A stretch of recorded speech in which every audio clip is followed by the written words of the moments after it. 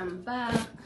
So ngayon ay mag-unbox ako ng in-order namin sa Amazon na backup battery para sa aking DJI Pocket camera. So guys, ipapakita ko dito kung ano ang aming in-order. So nga pala dito sa US, pag yung Amazon dito tawag nila, ay Amazon dito sa US, ay sa Pilipinas parang Lazada sa Pilipinas. Dito ang tawag ay Amazon.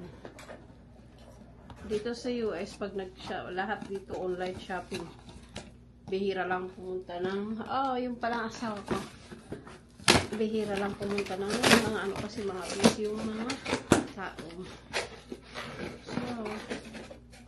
So ito na guys ang aking oh, that's nice. Okay, portable power bank. So ayan, i-open na natin. So yun pala ang aking camera. Tingnan natin sa loob ko. Ayan. Oh, shink. So ito siya guys. Medyo mahaba. Ayan. Parang may selfie stick ka na. Tapos may kasama siyang charger. Yeah. Charger at saka ayan. Demo. So ayan, may demo. So ayan. So ayan siya. Ayan. As ito yon. Tignan nyo yan. Oh. Tingnan nyo. Tingnan mo. Ang ganda. So, power bank. Ano siya pala? Portable power bank capacity. Capability is 4,000 watts. So, ayan pala siya guys. So, ayan. So, okay guys.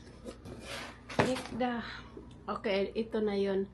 So guys, please like, share, subscribe to my channel, Gina the Filipina, and click that bell button so you are notified that I upload the video guys. Bye! Okay guys, ito pala yung aking camera. So ayan ang aking camera. Ayan na siya. So i-connect ko siya na dito. Let's see. So, ito, tanggalin ko lang to. Tapos, ayan, ayan yung butas niya. Tapos, ito, i-connect mo lang siya doon. So, ay, baliktad pala. Ayan. Pag nag-hear mo na yung click. Wow! Yan na yun. See, nag-charge na siya. Air charging. So, you can see it too. Kaya make sure na may green yan kasi may sabihan nag-green. Okay, so so ayan. So ayan, nag-charge siya. Charging guys, so hopefully you see it. So ayan.